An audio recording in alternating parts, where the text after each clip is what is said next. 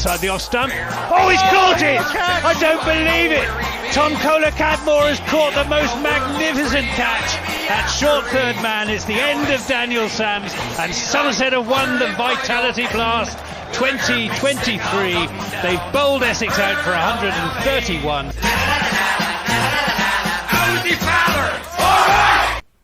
Hello there, you're listening to Always Look at the Bright Side of Life. This is the Somerset Cricket Podcast. My name's Ian Shepherd. Joining me this evening, I've got Dan Kingdom, who must be feeling very pleased with himself after the ECB implemented most, if not all, of his fixture recommendations that he sent them up via email during the summer. And the voice of cricket on BBC Radio Somerset, who is in warmer climes in Portugal, not, as I thought, in Abu Dhabi, ready to commentate on his favourite competition, the Abu Dhabi T10, which kicks off tomorrow. Gents, are we wintering well? Yeah, not too bad. Not too bad at all. It's nice and sunny out here. Not hugely warm, it's about 18 or 19, but very pleasant. I'll cut my right leg off for 18 or 19 at the moment, Gibbo. It's bloody freezing here. And Dan, we've got some slightly more sensible fixtures this year. Shall we crack on with those, seeing as they're sort of the most recent recent thing in people's minds? What do they come out last Thursday? I suppose the headline news is we got a lot more Championship cricket starting on Fridays, which means a lot more meaningful weekend cricket. Cricket on all bank holidays. Yep. I think we've got a Championship game at home, a Championship game away at Durham, and then a Western Storm taking on Central Sparks in the 50 over Rachel Hayhoe Flint on August Bank Holiday Monday. And the County Championship will be decided on a weekend. The final game starts the Thursday, the 26th of September, which means it will obviously roll over into Saturday and Sunday if those games go the distance. So we could have a bumper crowd at Taunton to see us thrash Hampshire and lift the County Championship for the first time ever. Yeah, I mean, I was pleasantly surprised when I was scrolling through the fixtures and saw that pretty much all of them have got weekend days. I mean, a couple of them in September are entirely weekdays. But if you look at the schedule with the way the Blast finals day falls, One Day Cup final, Blast quarterfinals, it was pretty difficult for those to have been on weekends, I think. So I think 12 out of 14 with weekend days is a very good number. 6 of those at home. There are some odd parts of the schedule. The Blast is weirdly sort of compressed, isn't it? Thursday, Friday, Saturday, Sunday, which is very much against the players' wishes. There's already been talk about the welfare of the players and stuff. Late night drives home for matches the next day, that sort of thing. You mean late night drives home on a lovely air-conditioned coach with beautiful massage leather seats that they can sleep on? It seems that some players have to drive themselves. I'm not sure why, but maybe that's sort of specific. Maybe there are specific situations where certain players have to do their own driving. That's obviously a bit of an issue. The counties have obviously, for whatever reason, they've said this year that they want to maximise, Thursday, Friday, Saturday, Sunday, particularly Thursday. So there's going to be a lot of times where teams play Thursday and Friday. I think that happens to us just the once, but clearly the counties think there's a big difference in ticket sales between Wednesdays and Thursdays, because I think logically Wednesday, Friday, Sunday is the best rhythm of the Blast, but they've gone with basically Thursday, Friday, Sunday this year, which is an odd one. But Somerset's games fall nicely, don't they? And the Blast as well. They're mostly Fridays and Sundays. There's just the one away game on a Tuesday, one home game on a Thursday. Apart from that, they're all Fridays and Sundays, which is good. Yeah, the home games in the One Day Cup as well are Fridays and Sundays. Three Fridays in a row. 3 Fridays and 1 Sunday. So that's the weird thing about that is that the weird thing about the One Day Cup is that we missed the first round of games and the last round of games. So our fixtures are as compressed as they could possibly be. We play 8 games in 17 days, which is, it could be worse, but that's still basically as grueling as it could be. It's because we missed the first and last round, so it's surprisingly compressed. And there's some, long trips in there. We played Durham on a Wednesday, then, home again on a Friday. As a fan, I don't mind, but I just wonder if it might be a bit much for the players. It seems odd scheduling. I mean, be a bit much for Gibbo. Would you fancy that, Gibbo, up to Chester Street on a Wednesday and then back home on a Friday? Well, it's never going to be perfect, is it? Or are you going to schedule another Bath and West Country Show meeting for Durham away again this year? As of now, I've got no reason to come back quickly from Chester Street. I like being in Chester Street. It's just the drive there and back that's the problem. I like Durham. All my father's family came from Durham, so it's sort of home from home for me. But I think it's a pretty good fixture list. It's a lot better than last year. It makes a lot more sense. And as Dan was saying, I think the blast fixtures where we got quite a few on the Sunday afternoon, which is nice. We're sort of reliving the old Sunday league, and the Friday evenings at the Cooper Associates. Fantastic atmosphere. So, I think it's a big improvement. We've also got, judging by the fixture list, the other competition's got to be starting a couple of weeks earlier. So it looks like we've got what? How many championship games potentially in the school holidays? Two, yeah. One up at Edgbaston against Warwickshire, and then Durham starting on Thursday, August the 29th. So even that is a good thing because we can get the kids up to a bit of championship cricket, which according to the ECB they won't like because it's too boring. I mean, they're doing their best to make it as boring as possible, aren't they?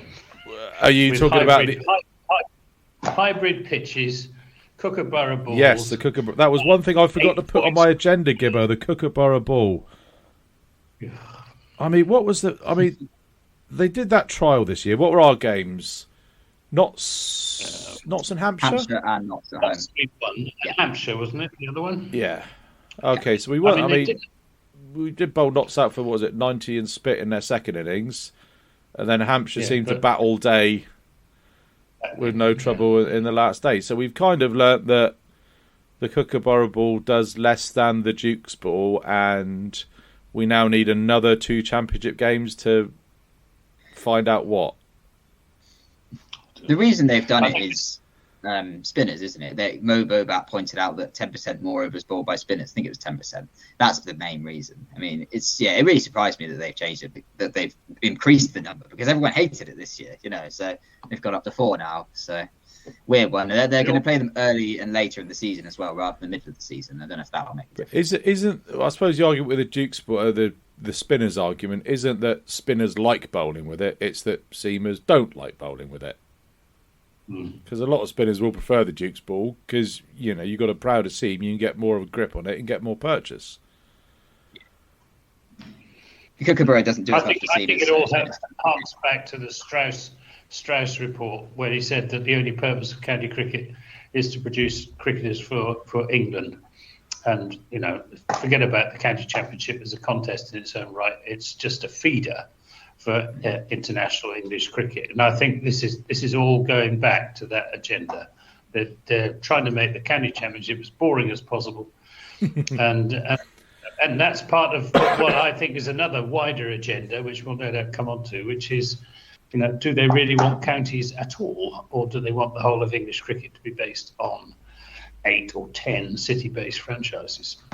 Well, I mean, I can't. If it did go that way, counties would have to vote for it, and counties won't vote for it. So, money talks. Well, yeah, that is true. I mean, just go back to the point about spinners. The two Richards are very much. Sorry, Dan, just the quickly. Two Richards are pro county. Saying. Sorry, Dan, can you say that again? I missed that. The two Richards are very much pro the counties, aren't they, at the moment? So. Well, they're not exactly. They've talked the talk. They're not exactly walking the walk at the moment. No, from my I think they're looking for consensus, aren't they? I think that's what they said. They've not said, they've never said, oh yeah, we're going to get rid of the 100 and put the counties front and centre. I think they want to keep the counties involved, but they're looking for some sort of consensus across the counties. I don't think they're looking to dictate, but they're very much, I don't think we'll lose the counties under their watch for sure. I mean, just go back to your point about the spinners. I mean, obviously, congratulations to James Rew and Sherbashir who got selected for that Lions camp in the UAE, which may still be going on or may have finished. But it looked like they were casting a pretty wide net with spinners. I think they took about 7 or 8, didn't they? Exactly. I think they're looking for the raw materials. Certainly with Bash. I mean, he started off with a pretty decent season, didn't quite finish it off as well, and his record certainly wasn't screaming, demanded to go on a Lions tour. But I think they just looked at him and thought, well, we like the raw materials, let's take him out, see what he's made of, and see if there's something we could work with there. And I think that was true for him and a few other spinners as well. So they are casting a wide net when it comes to that sort of thing. Where were we? Yeah, fixtures. So do we know which fixtures our Kookaburra Ball ones are going to be? Because I can mark them on my new scrapbook, which I'm very proud of. No, they've not said yet. I think all they've said is going to be a couple in the April and May block and a couple in the post One Day Cup block. Oh, right.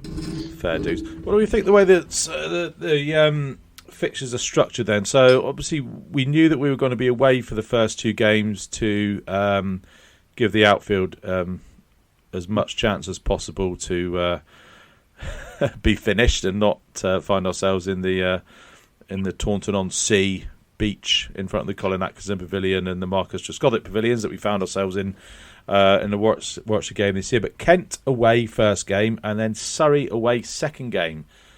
Good or bad to potentially catch Surrey when they're maybe a little bit cold? Let's hope so. They'll potentially have England players available for them, won't they? Oh, Yeah, that's true. Yeah, well, yeah. Kent will have just about a full house, won't they? Well, apart from their presumably their IPL players won't be available. Yeah, there's sort of the test players. Ollie Pope will be in there, won't he? Yeah. probably they've just got Pope at the moment, haven't they? Well, Dan Lawrence as well now. Oh, Dan He's Lawrence. in and around. I don't know why he's gone to Surrey. Well, I do know money, but yeah, it's just Pope. Maybe they have a lot of England players. Maybe some of them They also got a lot of white ball players players like your Currans and Roys Yeah. and Chris Jordan and that ilk. Reece Topley. Reece Topley. Jamie Overton. He's an England player. Yeah. Lest we forget. So's Craig, though. Don't forget. Overton versus Overton again. And I think the last time we played at Surrey in a Champo game, we should have at least drawn it. We might have won it. Yeah. Yeah, we might have won. Abel got 150, and then Steve Davis played a... We got out in the second innings when he was really going. We were well placed in the second innings with Tom Abel and James Hildreth going well, and then we lost a clump of wickets in the middle order. But apart from that, we might have beaten them.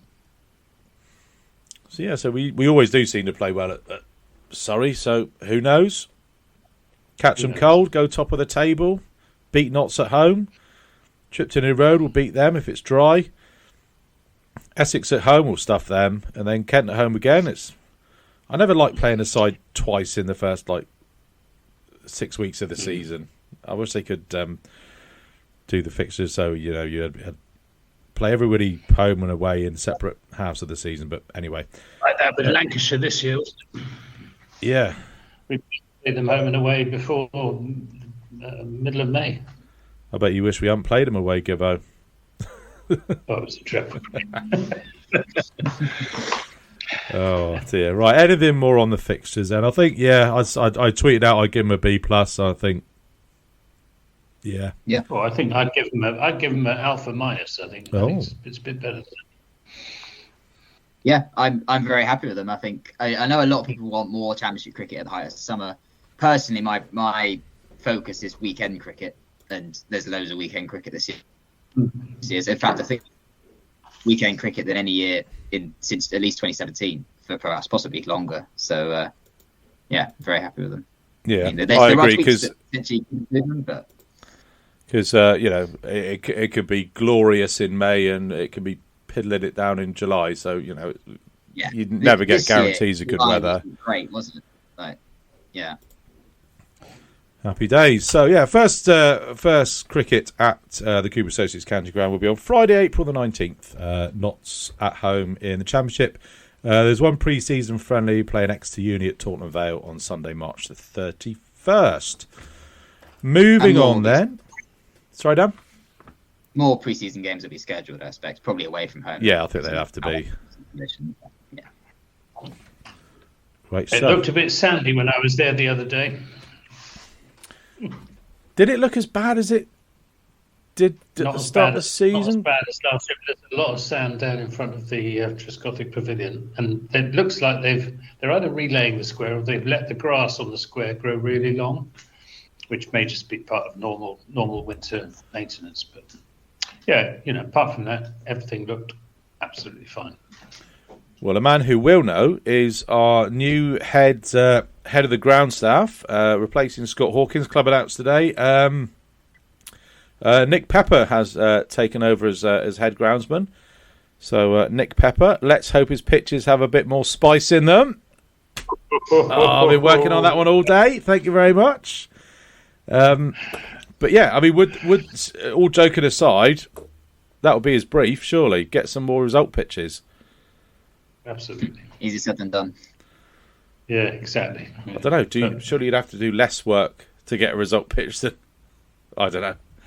Oh, those bloody pitch inspectors will be down from Lords. Some contract news then and thoughts here. Lewis Gregory, of course, signed his contract. I don't know who was worried about that. I certainly wasn't. Never thought he was going to Notts. Never thought those conversations were being had. Never thought that the Trent Rockets were sliding in there, trying to weasel our Vitality Blast winning captain away from us. But Lewis has signed on 2 years. Somebody else who's signed on.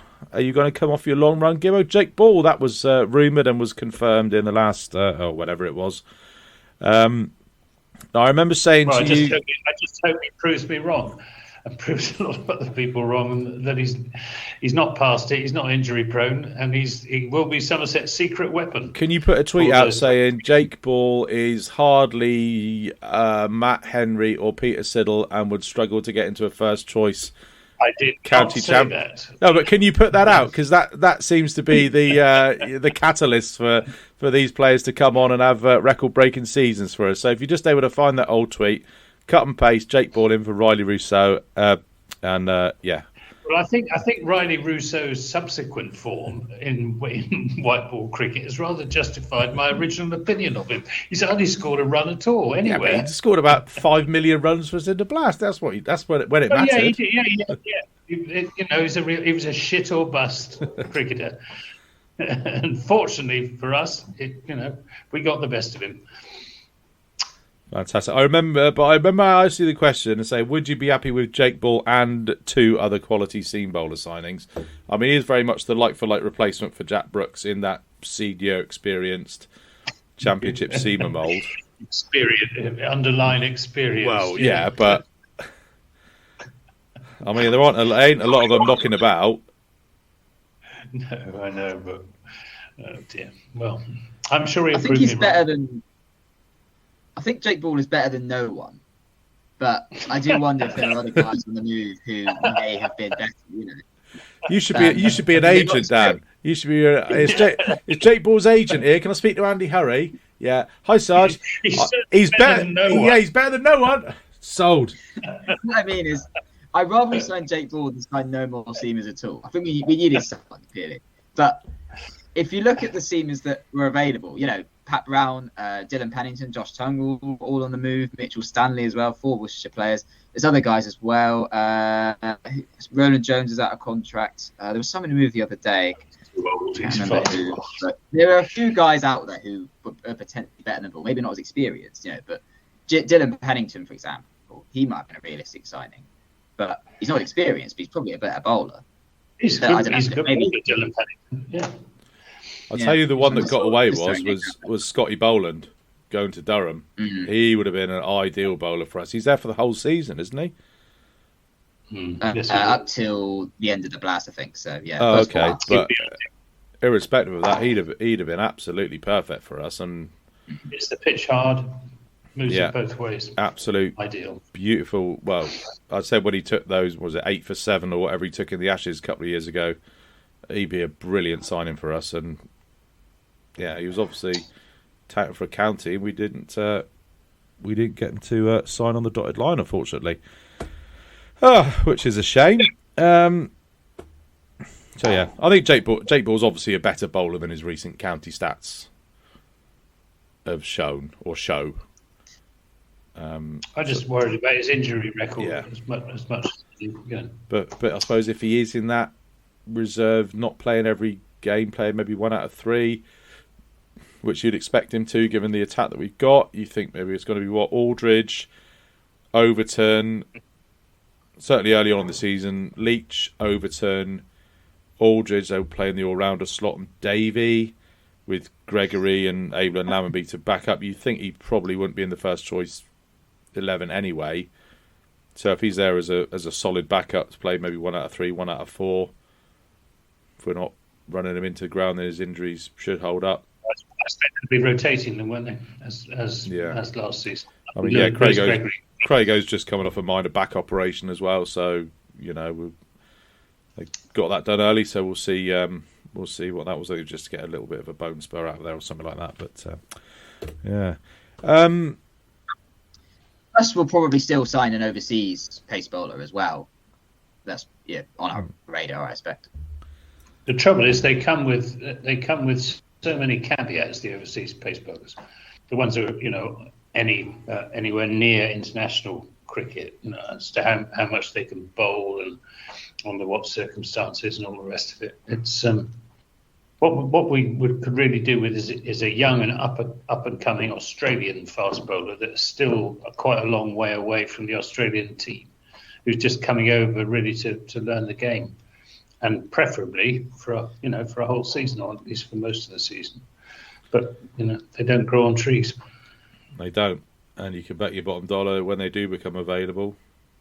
If they're available for a whole season, they can command quite a hefty price, because they are available for the whole season. You do have that consistency of selection.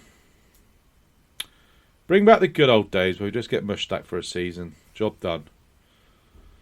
Oh dear, Gibbo. Right, we'll move on then.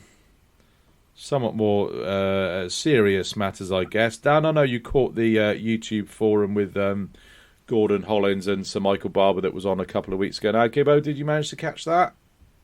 No, I didn't know. I've read reports of it, but I didn't see it. Was it Dan's live tweets you were reading?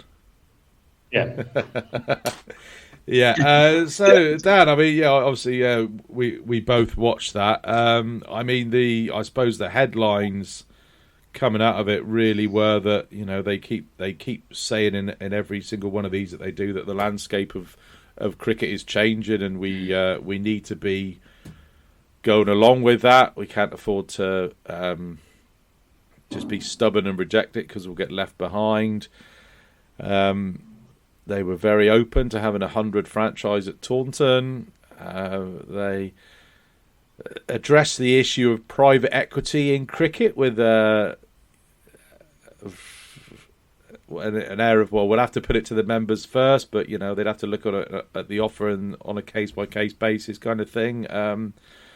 So really, I suppose it was the feeling I got out of it. It was all cards are on the table kind of thing. We just have to look at what comes along on a day-to-day basis and do what's best for the club. Yeah, I mean, I don't envy them, because some of the things they say are things that they feel they have to say, even though they know the members won't like it a lot of the time. Which is good, which is admirable, I guess, that they're not going, where's Somerset, we'll never sell out, blah blah blah. Yeah, I just wonder, when it comes to the 100, is there a position where we could have been taken more of a lead in terms of getting all of the non-test counties involved? Not that I want some silly sort of first division, second division 100, but we're very much looking to join the 8 or so and become a 9th or 10th team, rather than lift everyone else up as well. Are we basically trying to join the top table, leave the other smaller counties behind? I just wonder if there's a way we could have been like that. That's exactly what they're trying to do. They do not want to be bracketed with the also rounds. Somerset's got big ambitions. Yeah. And should we be looking to be like, there's no also rounds? We want everyone to be at the top table. They love the phrase top table. Well, I suppose, yeah. Even if you went to, like you say, you expanded the first division of the 100 to 10 teams, that leaves you with 8 who are going to play a second division of the 100, or are they going to play a Royal London Cup between 8 teams? I mean, how's that going to work? If we join Sorry, the 100, Metro Bank Cup. Well, no, it won't be the Metro Bank Cup next season. Oh, yeah, they're going bust, Metro aren't they? Bank, We got our sponsorship back. See, that's what happens when you take our free One Day Cup sponsorship. Be warned, prospective One Day Cup sponsors. I think we've got to be careful about using the phrase join the 100, because it's not us joining the 100, it's us hosting a 100 team or jointly a 100 team with Gloucestershire. But if we host a 100 team, there'll be a 9th team, maybe a 10th team if Durham get one as well. The question is then, so do we continue with the One Day Cup with another 24 or so players missing to the 100? Even more depleted One Day Cup. There'll surely be a point at which it's no longer worth it. And is that point reached once we have 10 teams in the 100 and even more players missing to it? I don't know. But if we then go to a second division of the 100 and everyone is playing the 100 in some form, what happens then to the Blast? What happens to the One Day Cup? Does the One Day Cup get moved to another part of the season? If so, what does that replace? Does it replace the Blast? Because if they might come to a point where they say, well, we've got 18 teams playing in the 100, therefore we don't need the Blast anymore. But I don't really want to see that. But those 18 teams aren't your 18 county teams, and the pathway's not there. Yeah. You're not going to be excited about watching a James Rue or a Casey Aldridge make their debut. You're not going to feel that absolute mad, raw passion and excitement when your team wins that trophy on finals day. They're not bothered. No. It just seems to be a massive sunk cost fallacy with this, that they're just ploughing on with the 100 when you just feel that they could just take a step back and say, right, okay, we've tried this. It's detrimental to the counties here and here. Let's scrap it and come up with a new model. It might be franchise based. It might be 18 counties based. No, it won't be. It'll be 8 or 10 franchise teams playing T20 cricket in 3 or 4 years' time. Yeah, 4 years, 4 or 5 years' time, something like that. And they may very well not be county teams. They'll be based much more on the cities with which they're associated. I'm afraid, the agenda does not favour county cricket. The county basis is seen as outmoded. An awful lot of people in other parts of the country don't even know what county they're part of. Counties are very important in the west of England and probably in the north of England as well. Elsewhere, they don't really matter. And I'm afraid we don't feature very high on the ECB's list of priorities. I think they've got a completely new model for English domestic cricket in mind, and counties don't feature on it other than, in the same way that national counties do in the present cricket setup. How depressing. Well, if that's the case, all the counties should be saying to ECB, okay, we'll just rename ourselves, because moving away from the counties doesn't mean we need to reduce the number of teams from 18. That's what the counties should be saying. But we should be saying, okay, we'll rename ourselves Taunton. I mean, we won't. I don't think Somerset would do that, but some of the other counties could just rename themselves. That could be a way around it. That could be their way of saying, well, no, hang on. Just because you don't think counties are relevant to people doesn't mean that we need to, not exist anymore. There could still be a Sussex team. They could just be called Brighton instead. That's the case that they need to be making if. Yeah, I mean, Warwickshire just did that, didn't they? It was called the Birmingham Bears in the Blast. Okay, it's a little bit annoying to some traditionalists, but at the end of the day, there's no substantive change going on there. They just rename themselves to make them to give themselves a more broad appeal to the local population. Done. Nice and easy. What are we going to call ourselves then? A combination of Bristol and Taunton. Braunton. Now that'd get confusing when people put Braunton in their sat nav. There's good deck at Braunton. I haven't played there for years, but it used to be very quick there. Mark Lathwell's old club, that Braunton. Absolutely. Dave Bracegirdle kept wicket there to Viv Richards. Oh. Yeah. Was that a benefit game? Yeah, it was. Yeah. Yeah, I bowled 17 overs up at Broughton as a promising young leg spinner one year. Can't do that now. They restricted the overs. Took 3 for 54, I think. Something like that. Nice fast decks. Yeah, I'm a top spinners going. It was good. Yeah. Anyway, enough about that. I go back to my point about expanding the game. There are 92 professional clubs in the Football League in the UK, in England and Wales. why aren't we aiming for that? Why are we trying to reduce the amount of professional cricket teams when we should be saying, hold on a minute, let's try and expand? What's the plan to have 92 professional cricket teams? Read the Strauss report. The Strauss report is all about, concentrating the best talent in, as a group of probably 8 or 10 elite teams with the best playing the best, I think is how he described it. Backwards attitude. Well, I know, but that, I don't support any of this bollocks. Oh yeah, I know. This is the way that the agenda is going. I'm very depressed about everything that's going on in English cricket at the moment. Yeah. That's 2 potential titles there, Gibbo. I don't support any of this bollocks, and I'm very depressed about what's going on in English cricket at the moment. Anyway, should we move on to something a little bit more cheerful then? How about Roloff at the World Cup, eh? What a player! What a player! That game against South Africa. Oh, I tell you, I turned my email off and just sat watching him smash. What was it, about 40 off 20 balls, and then bowled him to victory against South Africa. A couple of the catches he took as well. Just classic. Yeah. Super roll off, and then bowling Virat Kohli as well. The double fist bump. And that catch that was given not out, and then what was it? A couple of overs later, he took an identical one. I mean, it's just you couldn't make it up. Absolutely box office. Such a cricketer. Yeah, I think we love about Roloff. He just plays with so much passion. And when you're following a side with that passion, you just want to see it reflected back at you, and Roloff does that. And occasionally he does absolutely. He's an ordinary player who does extraordinary things. Yeah. He's not an ordinary player. Well, no, but you know what I mean. He's not. Yeah, but I know what you mean. Yeah. I know what you mean. He will do so. He will just have 3 or 4 quite, and he'll just do something absolutely mad. Like that, the flick run out between the legs to run out a non-strike. I think it was against Middlesex a couple of years ago, the 165. The innings up at Gloucester that Liam Livingstone caught and bowled. That catch he took in the T20 World Cup a couple of years ago was performance. Yeah, just love him. Just love you, Roloff. And you're welcome to come on any time you like.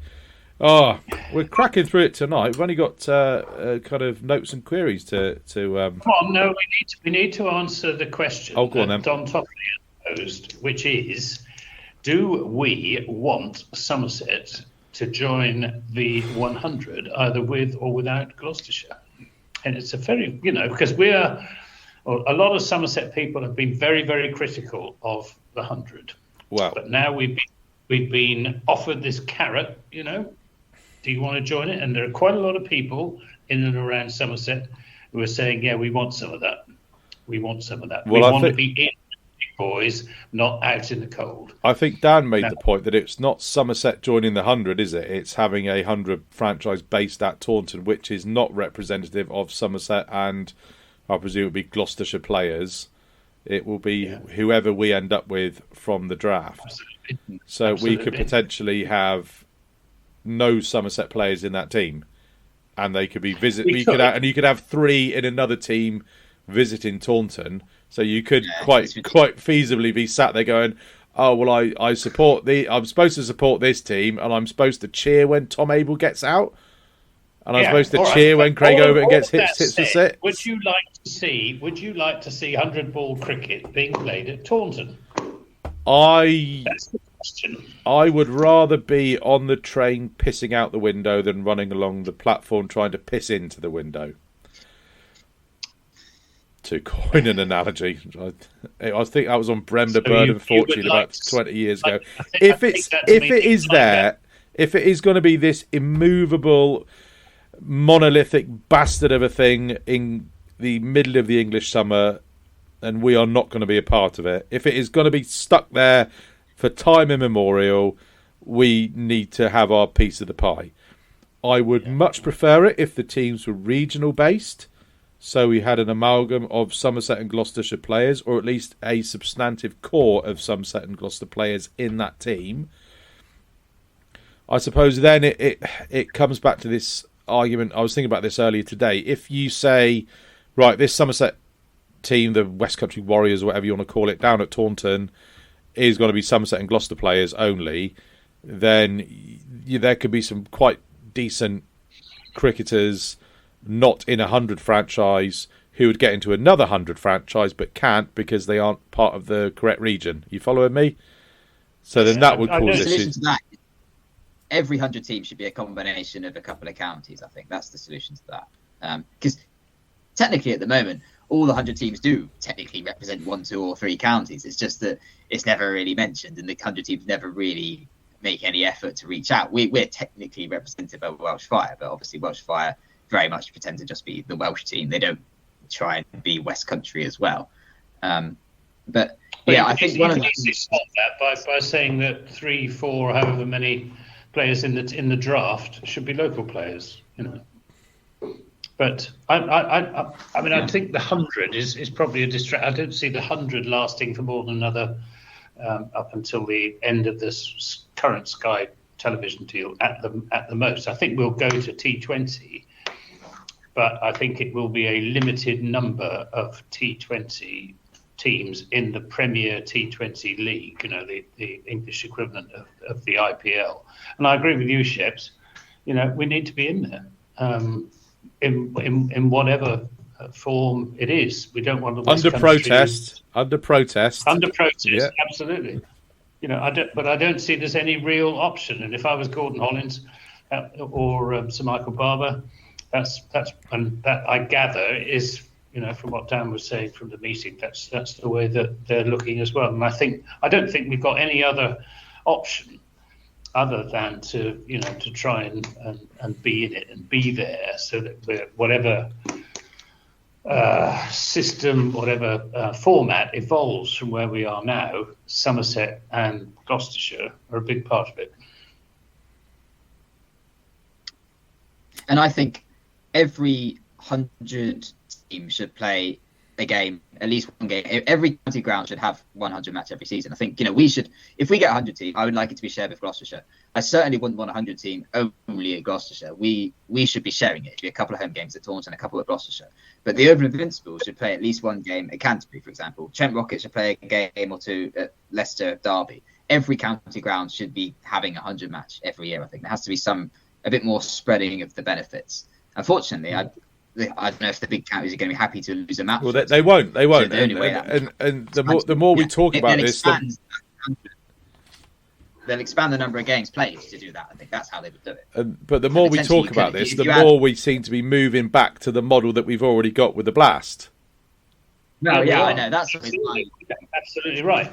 Effectively, you'll have a sort of 2-division Blast.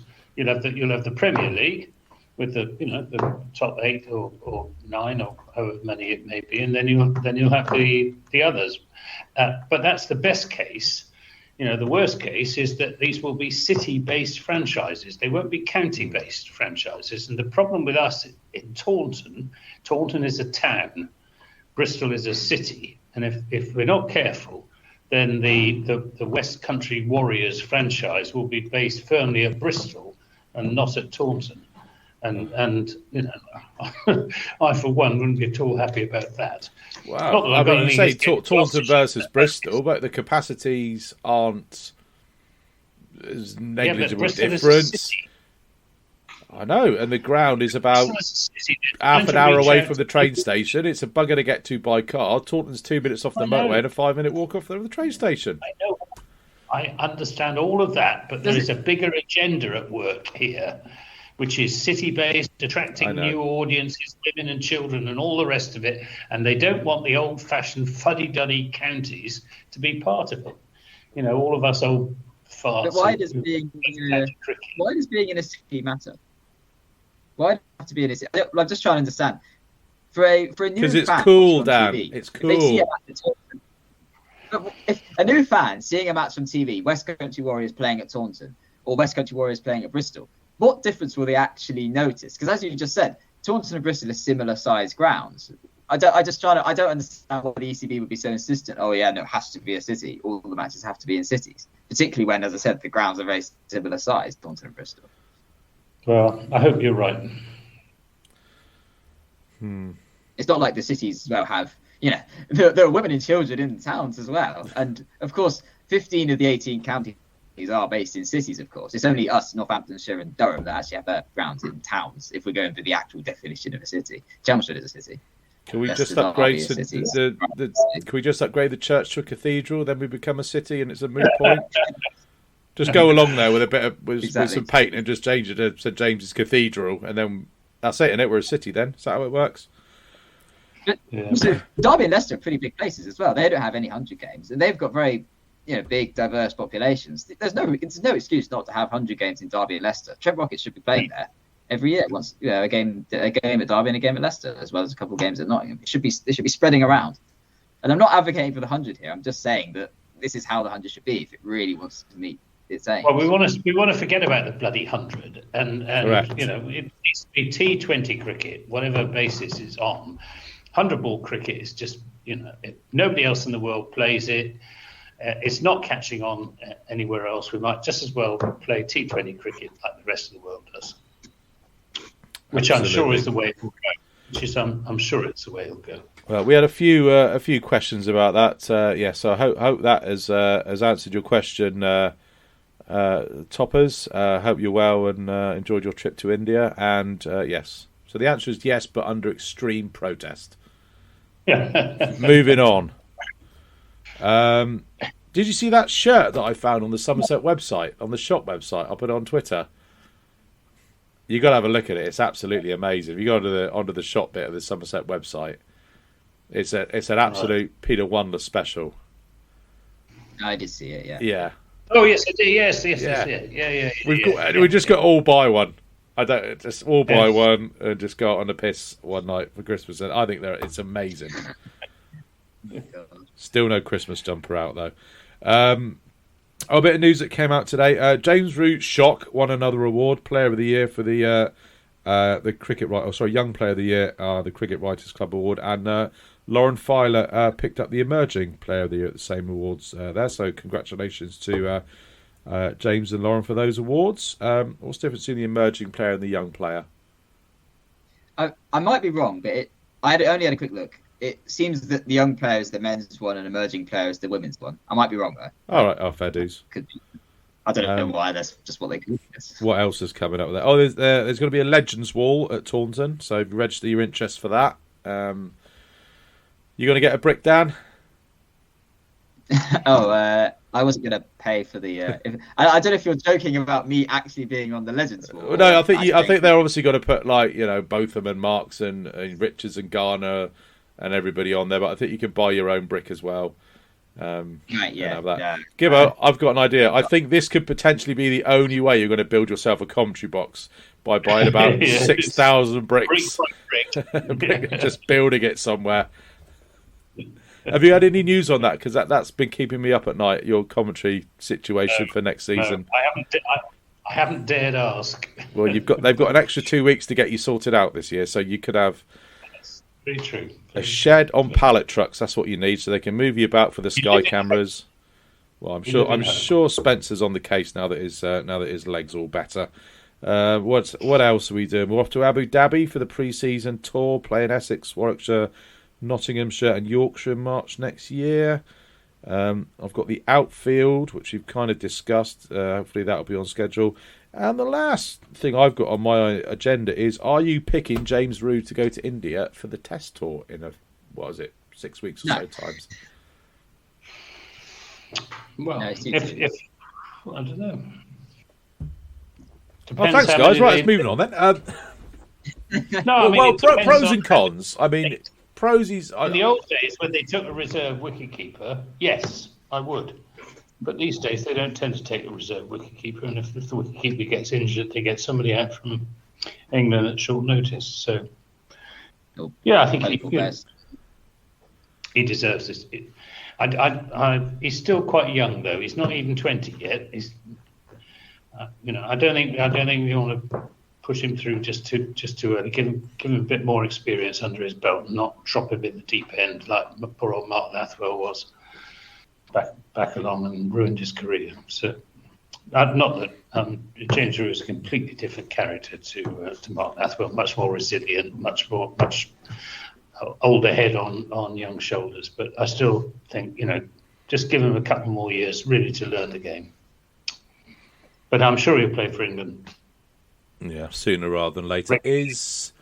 I was thinking he would have been an outside bet to go on the tour that's going to go off to the West Indies in a week or so's time for the 50 over side there, because he's obviously scored a couple of One Day Cup hundreds. His game, to me, seems pretty well suited for 50 over cricket in that he's very methodical. He knows he bats at his own tempo, but that tempo is generally what the game is demanding, which is what we weren't really able to do, or England were able to do in the World Cup that's just gone. So that, for me, I think would possibly be his best chance of getting to wear the three lines sooner rather than later, given that, you know, they are now obviously looking to build to the 2027 World Cup. No, I agree. I think Tom Abel was very, very well suited to 50 over cricket as well, because, you know, very, very correct. He can play both ways. You know, he can work it around, and then if needs be, he can put the afterburners on and score very quickly. Well, I don't know. I couldn't have Tom Abel. I mean, he hasn't scored any runs in 50 over cricket for about 4 years now, has he? Really? Let's be honest about it. Yeah, well, he was picked for the England squad to go to. I know. Sri Lanka. I was making a joke about the 50 over cricket gibbo. Yeah. But yeah, that was especially the problem England going forward, that they just won't be able to assess players in 50 over cricket because we're not playing it at a high level at county level. So, and some aren't playing it at all. I mean, Will Speed, for example. I mean, no, he's obviously that goes for the Australians as well. They don't play any domestic 50 over cricket. Don't they? I thought, was it the Mercantile Bank? That's probably about 20 years out of date now. I thought that was their 50 over competition. I'm sure there was a 50 over domestic. Nobody plays 50 over cricket around the world these days. It's very strange that the World Cup should still be in 50 over format. Still the best format, though. I mean, that Maxwell innings, you'll never. It's too formulaic. I know, but then you get games. There are some much more memorable 50 over. Yeah, but you compare that to the number of memorable 20 over games. The 50 over game will give you some absolute classics, whereas I don't think a 20 over game ever would. Oh, you do. Yeah, you do in 20 over cricket. And if you're going to go for hit and giggle cricket, you might just as well, go all the way. Yeah. Although the alternative would be 40 over cricket, which those of us of a certain vintage used to enjoy quite a lot. Every Sunday afternoon. Whatever happened to that? Yeah. When I first started watching Somerset, it was the CB40, and I loved 40 over cricket back then. It fit so nicely into an afternoon. Absolutely. And I think there's definitely a possibility that the ICC does move towards 40 over cricket. I could see it domestically, but not international level.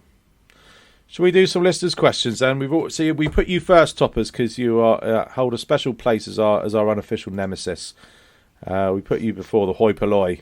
Apologies for calling you guys hoi polloi.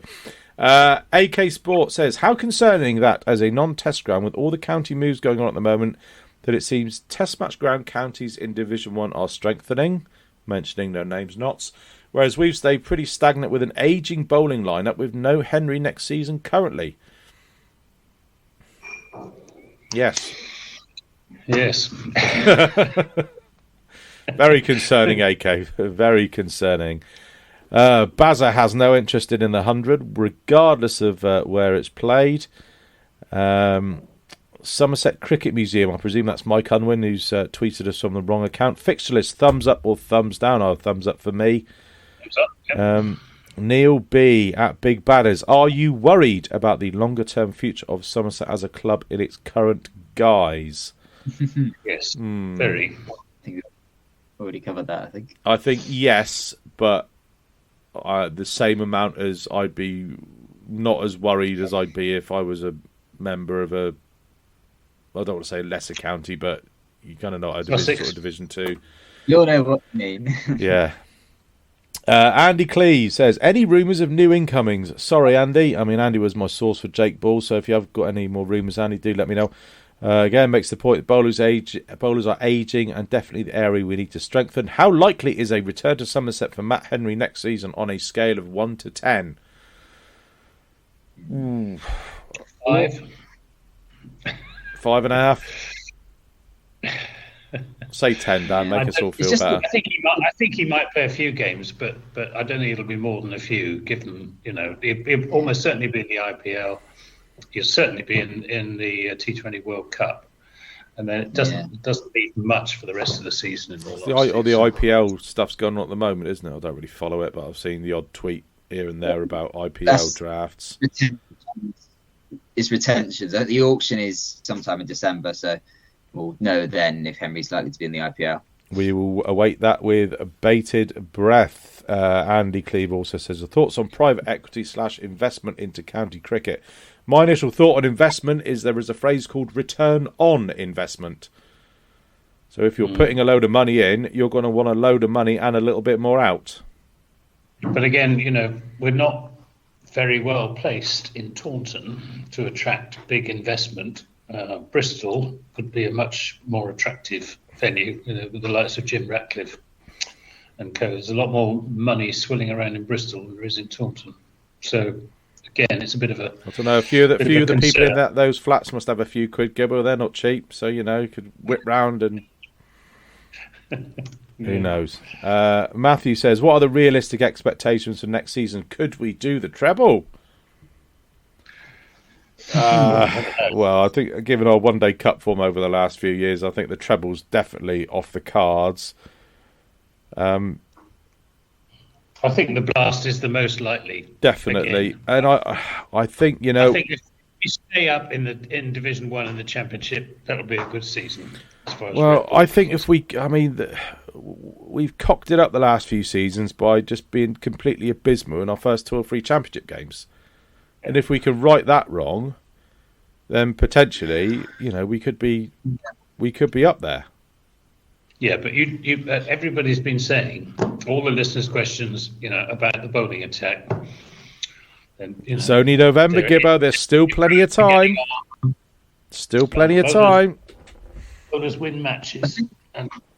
I think if everything goes right with the bowling attack, if Craig Overton is fit for the whole season and doesn't get put for England, if Davies fit for the whole season, if Gregory has another good year like he had this year, we sign a really good overseas bowler, Leachy's available for a good portion of the season, Jake Ball is good, hopefully. He's played for England before. If he proves us all wrong, Bashir will be another year in as well and a little bit better. So yeah. So if that, if the bowling attack is as good as it could be and the batting plays to its potentials, I think we all agree that the batting lineup on paper is pretty good and it's better than it has been in times previous years. Then you never know. I mean, 2018, we came into the season having survived by the skin of our teeth the previous year. Then we went on to challenge Surrey for the whole season and finished second. So you never know. If we have a good start, that 2018 was we were a fairly distant second, Dan. A distant second in 2018. In the end, but we were challenging for a lot of the season. It was only that tie with Lancashire when we fell away. I think that until then we were properly challenged. Yeah. Bagster writes, the club have alluded to a West Country 100 franchise. Thoughts on this? Is it inevitable? Will Somerset players stay and play for it, or still be dotted around the country, or should we be staying strong and opposing the competition given its effect on smaller clubs? Oh, well, I think the staying strong bit is swimming against the tide. I think we oppose it. Well, I think we oppose the principle, but if it's going to be there, got to be on the train, haven't you? Got to be in it, yeah. Alex. Sorry, Dan. I was going to say I would kind of support it on the condition that all of the clubs get to host a game or two. I think, and I'm not saying I want there to be 1,800 teams, but I think if we get to host a couple of games and Bristol gets to host a couple of games, West Country Warriors or whatever, I think every other county, including Leicestershire, Derbyshire, Sussex, etc., they should host a game or two from their local in quote marks 100 team as well. I think every county should host something. And should we copyright West Country Warriors? Because we seem to have mentioned it about 5 or 6 times tonight, and I think it's a good name. So maybe we just want to get something something legal to make sure the ECB can't steal it off us and we make a few quid out of it. Alex, tongue-in-cheek, says, how will you feel when Elon Musk buys Somerset as part of the ECB's desire for private investment? He goes on to make the point that Somerset often do pre-season in Abu Dhabi, as indeed they're going to do in 2024. Would you like them to play a pre-season game at La Manga Cricket Ground? I think that's in Spain as well, / instead would be a great long weekend for supporters. I think that's a bloody good idea. Good idea, yeah. Whether they'd fancy the hopping around from La Manga to Abu Dhabi, I don't know. I mean, presumably, if they used to go to La Manga, didn't they? Well, presumably, if La Manga was a realistic option for them, they'd go there, or 2 hours on EasyJet rather than 14 hours or whatever it is out to Abu Dhabi. So maybe it's just not a realistic. Maybe the facilities there aren't up to scratch for professional cricket. Who knows? I'm guessing it's a facilities thing, and the pitches and stuff, I suspect, are better in Dubai and Abu Dhabi. That's my assumption. Chris Payne says, which franchise tournaments are you excited to see over the winter period? Gibbo? Well, Tom Abel is playing in the SA20. So he is. I think he's in the same team as Roloff, isn't he? I expect Roloff and the Merv is as well. The orange ones, I can't remember what they're called. TKC, is he playing there? He probably will be. I know TKC's in the Abu Dhabi T10, which starts tomorrow, Gibbo, your favourite tournament. TKC, Banton, and Roloff at least are in the Abu Dhabi T10. Possibly others. I started watching the draft, and I was gonna try and keep an eye on it and get everybody, but it just goes on for so bloody long. It's actually a draft. I don't know. It was a draft, yeah. It's like somebody picks a player, and then they give the next team about 3 hours to decide who their next pick's going to be, and then they interview the multi-billionaire that's running it, and then this goes on and on. But yeah, there will always be some franchise cricket on, so I just watch it as and when. I don't think I'm going to be particularly emotionally attached to any of them. Dan, if you're able just to do a spreadsheet calendar of who's playing when, that'd be much appreciated. Or should we do a tournament each? Much appreciated, yeah. And Harry Hayden finally says, any news on when our new CEO will be appointed and odds on who it might be? I've certainly not heard anything. Tongue-in-cheek, I went 3-1 on track to 7-4 Peter Wanless, 5-1 Stumpy, and 10,000-1 Don Topley. Was it March? Gordon's off? Is that his 3 years up? Is March? Yeah, March. Yeah. So presumably they'll announce it in advance of March, and it'll be in place immediately after Collins leaves. I'm guessing the new CEO. Perhaps Richard Gould. Perhaps Richard Gould would like to come back. Maybe. Gordon still might have a change of heart. You never know. Yeah. Peter Wanless might ditch the NSPCC. Right. I think we're done. What have we done there? Just about an hour. Perfect timing. I've done everything on my list in my scrapbook, which I'm going to keep. I'm going to keep notes in this. And I'll tell you what, given that we're inevitably going to win the county championship this year, and the last time one of our number, wrote a season's diary, we ended up winning a trophy. Should we do a book this year? Do a game each?